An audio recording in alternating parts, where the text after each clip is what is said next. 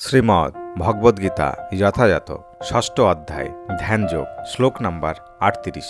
কশ্চিৎ ন উভয়ভৃষ্টম ছিন্ন অভ্রম ইব নশ্যতি অপ্রতিষ্ঠ মহাবাহ বিমূঢ় ব্রহ্মণোপথি। শব্দার্থ: কশ্চিৎ কি, ন না, উভয় উভয়, বিভ্রষ্ট ভ্রষ্ট, ছিন্ন ছিন্ন, অভ্রম মেঘ, ইব মত, নশ্যতি নষ্ট হয়, অপ্রতিষ্ঠ নিরাশ্রয়, মহাবাহ হে মহাবীর কৃষ্ণ, বিমূঢ় বিমূঢ়, ব্রাহ্মণ ব্রহ্মলাভে, পথি পথে।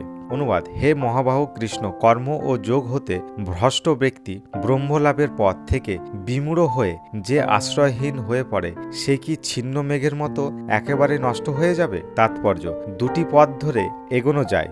যারা বিষয়াসক্ত তারা পরমার্থ নিয়ে মাথা ঘামায় না, তাই তারা অর্থনৈতিক উন্নতি সাধন করে জড় বিষয় ভোগ করতে তৎপর, অথবা যথোচি কর্ম অনুষ্ঠান করার মাধ্যমে স্বর্গলোকে উত্তীর্ণ হওয়ার প্রয়াসী। কেউ যখন পারমার্থিক পথ অবলম্বন করে তখন তাকে সব রকম বৈষয়িক কর্ম পরিত্যাগ করতে হয় এবং সব রকম জড় সুখ ভোগের বাসনা পরিত্যাগ করতে হয়। এই পরমার্থ সাধনে তিনি যদি সফল না হয়, তখন আপাতত দৃষ্টিতে মনে হয় যে তিনি দুই দিকেই হারালেন।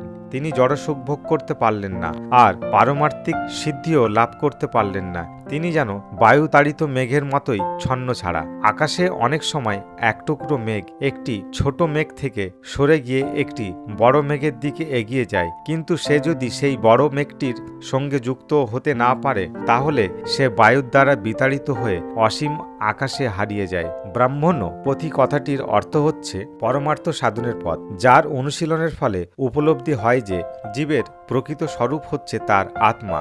এই আত্মা হচ্ছে সেই পরমেশ্বরের অংশ, যিনি ব্রহ্ম, পরমাত্মা ও ভগবান রূপে নিজেকে প্রকাশ করেছেন।